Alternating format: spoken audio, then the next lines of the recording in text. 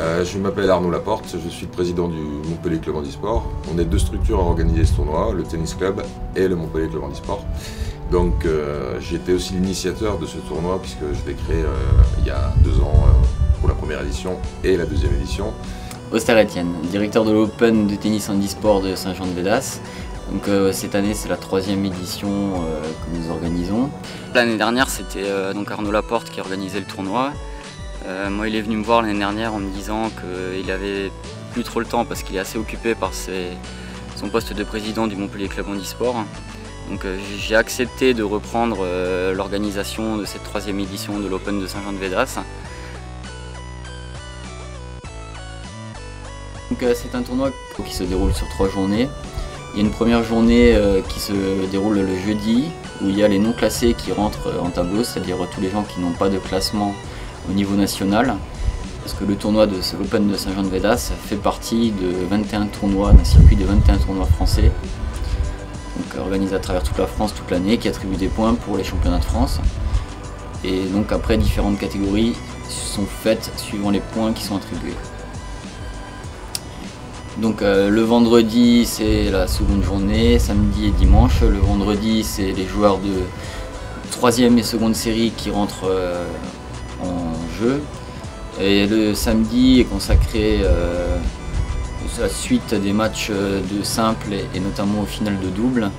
Et le dimanche quant à lui il y a une journée spéciale qui est organisée avec les demi-finales prévues le matin, un repas prévu à midi et l'après-midi la finale avec plein d'animations qu'on prévoit. Bonjour, je suis Serge Garnier, président du comité du Gard Handisport, directeur du tournoi de l'Open Handi Tennis Gardois et donc qui est organisé par le comité du Gard Handisport qui était la semaine dernière et co-organisateur du trophée du Languedoc-Roussillon en partenariat avec le MCH pour l'Open de Saint-Jean-de-Védas et la Ligue Languedoc-Roussillon de tennis.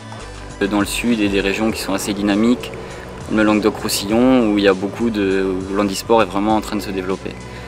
Donc, et puis c'est sûr, il fait beau tout le temps, donc c'est sûr que ça aide. Cette année, donc, c'est Étienne qui a pris la responsabilité de cette organisation écolo par Arnaud.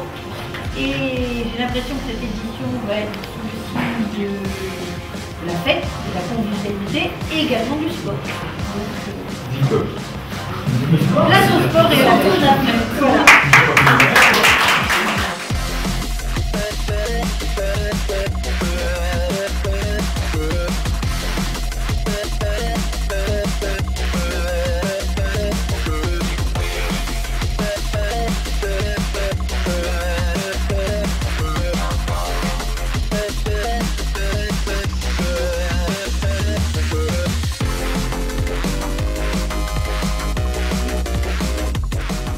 Un tournoi c'est 32 joueurs, c'est une rencontre sur 3 jours et demi qui est intégrée dans le CFO, Circuit France Open, qui compte entre 20 et 25 tournois, ça dépend des années, et qui permet en fin de saison d'avoir un classement des joueurs par série qui se rencontrent pour disputer le championnat de France.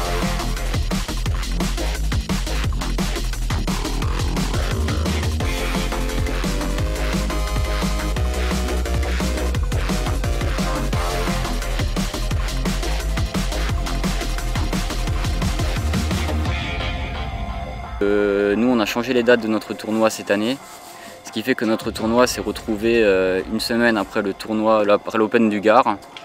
Et comme l'Open du Gard est organisé au Grau du Roi, c'est vraiment pas loin, donc on a décidé de faire en collaboration avec eux le trophée du Languedoc, qui regroupait donc les 2 tournois et qui récompensait le meilleur joueur sur les 2 tournois. C'est vrai que les tournois, le tournoi de Saint-Jean-de-Védas est franchement super bien organisé. On est bien reçu, le site est vraiment agréable. Et puis voilà, on a des rencontres humaines superbes. Parce que voilà, il y a une convivialité, copinage tout de suite, et puis sur le terrain, on se prend pas la tête.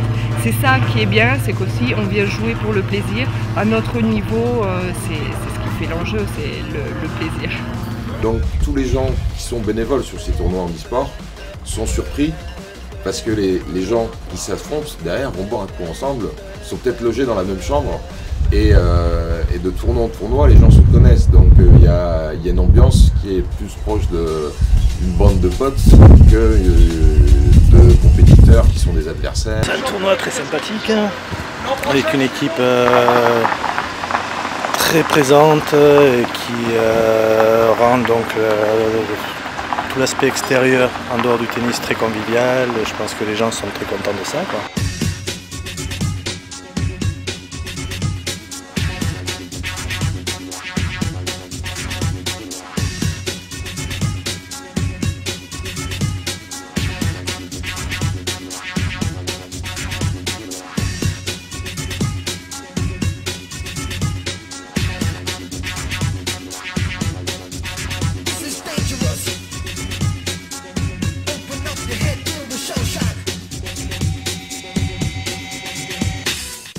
Christophe, professeur de tennis en fauteuil roulant au Montpellier Club Handisport Saint-Jean-de-Védas, donc notamment avec des débutants. Donc tout ce qu'on va proposer pour les sections débutants, ça va être surtout de leur apprendre les basiques, surtout la mobilité. Donc en principe, quand on est débutant, on va souvent avoir du mal à se placer, à se placer, se déplacer au niveau du terrain, au niveau du fauteuil.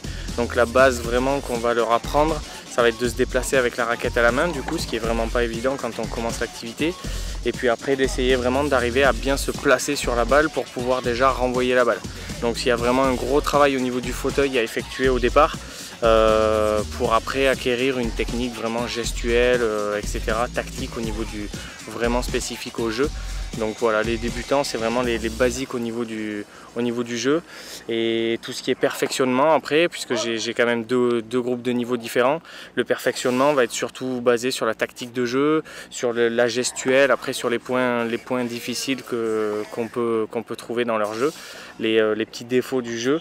Donc là, ça va être vraiment au niveau gestuel, tactique qu'on va travailler. Donc voilà, sinon au niveau des caractéristiques, ça c'est un fauteuil on va dire avec donc une roue devant, une roue derrière et donc les deux grandes roues. En fait il en existe deux types, il y en a qui ont encore deux petites roues devant et deux petites roues derrière.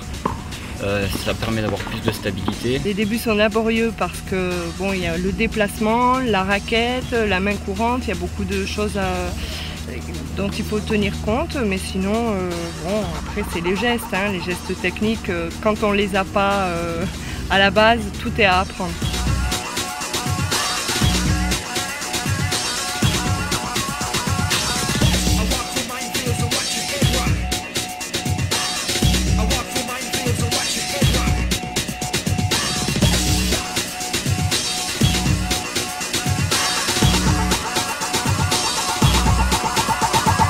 Au début, ce qui n'est pas évident, c'est que quand on ne connaît pas l'activité, on a souvent tendance à être statique, donc à l'arrêt.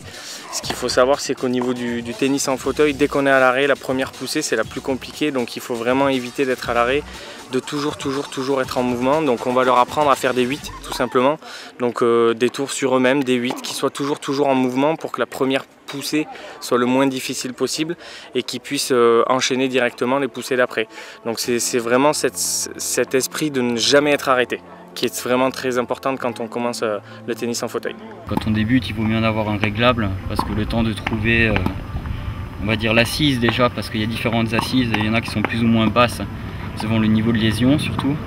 Donc si on est touché haut au niveau de la colonne ou si on a un niveau lésionnel qui est assez bas, par exemple quelqu'un qui aura ses abdos, il pourra avoir un dossier qui est très bas. Je veux dire, il n'aura pas de problème de stabilité dessus. Quelqu'un qui a moins d'abdos, qui n'en a pas, il sera obligé d'avoir un dossier beaucoup plus haut pour avoir plus d'assises et d'être peut-être positionné plus bas dans le fauteuil aussi.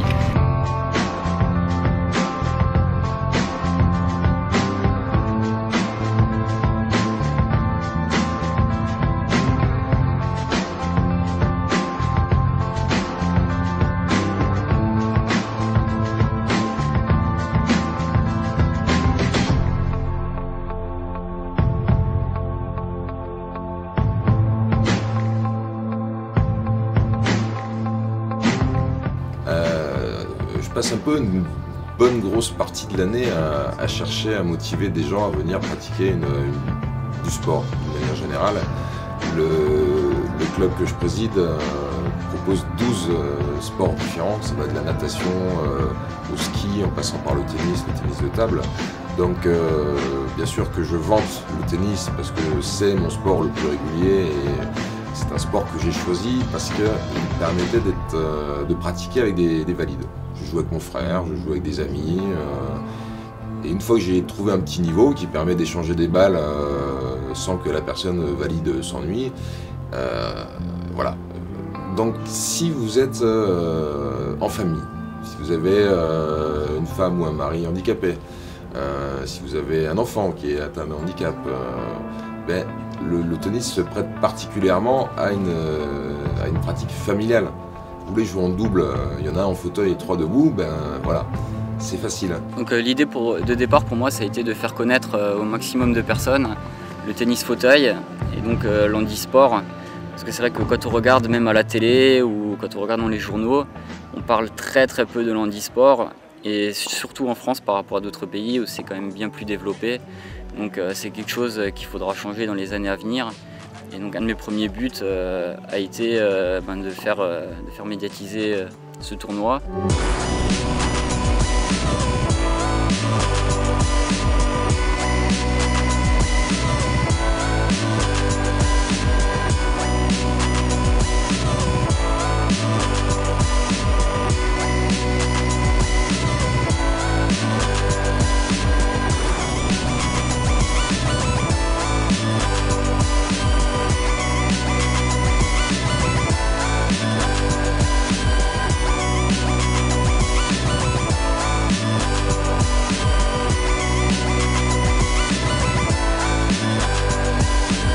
Faites du sport, inscrivez-vous, c'est bon pour la santé, c'est bon pour le moral et voilà.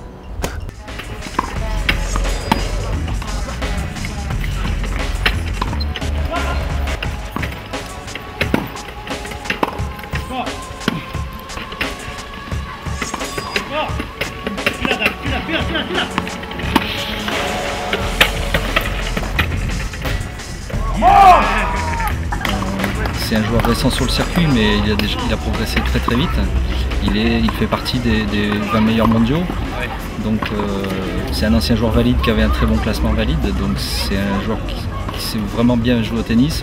Jusqu'à présent, on pouvait compter sur sa faiblesse en mobilité. Maintenant, je me rends compte que c'est plus le cas. Donc il va falloir, ça va être de plus en plus difficile à le battre, parce que en plus lui est en pleine préparation des Jeux de Londres s'il peut se qualifier, ou ceux de Rio s'il n'a pas la chance de se qualifier pour l'an prochain. Donc il est sur une préparation importante, beaucoup d'heures de tennis, beaucoup de préparation physique.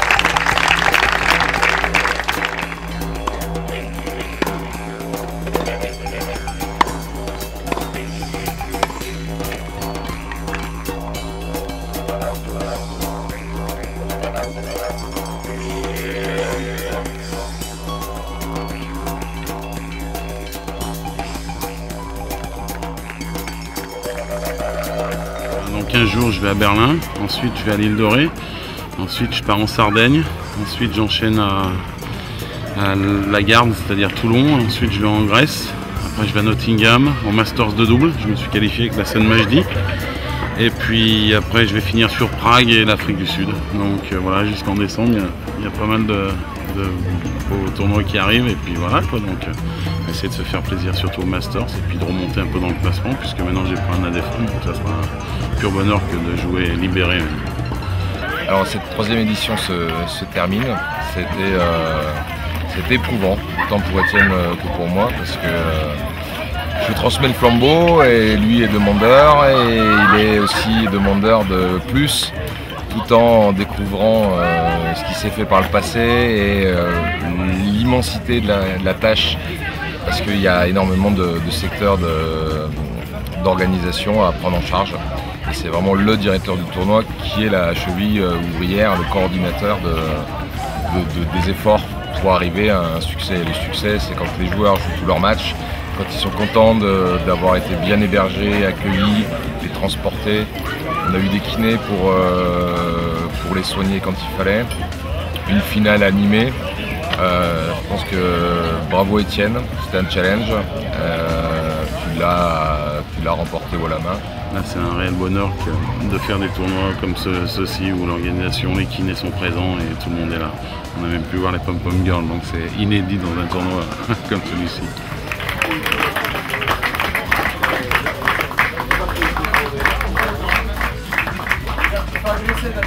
Le tournoi de Saint-Jean-de-Bédas est franchement super bien organisé.